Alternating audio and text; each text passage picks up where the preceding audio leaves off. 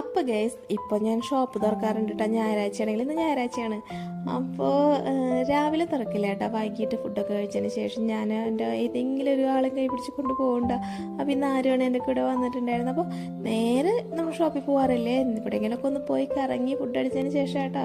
Food അടിച്ചതെന്ന് പറഞ്ഞാൽ ലൈറ്റായിട്ട് എന്തെങ്കിലുമൊക്കെ കഴിച്ചിട്ടാണ് പോവാറ്. ഇന്ന് പിന്നെ വീട്ടിൽ നിന്ന് കഴിക്കാണ്ടായിട്ട് ഇറങ്ങി. അങ്ങനെ നമ്മൾ ഒരു പുഴവക്കത്ത് എത്തിയിട്ടുണ്ട്. അവിടെ ചെന്നപ്പോഴാണ് നമ്മൾ ഇങ്ങനെ ഒരു സ്ഥലം കണ്ടത്. പൊറോട്ട ലൈവായിട്ട് എന്ന് പറഞ്ഞാൽ എല്ലായിടത്തും ഉണ്ടാക്കണ പോലെ തന്നെ. പക്ഷെ ആരും അവിടെ ചെന്ന് നോക്കണ്ടായിരുന്നു. കാരണം ഫ്രണ്ട് കയറുമ്പോൾ തന്നെയായിരുന്നു ആ ചേട്ടനിരുന്ന് ഇങ്ങനെ പൊറോട്ട അടിക്കുന്നുണ്ട്. അപ്പോൾ അവനതറിയില്ല.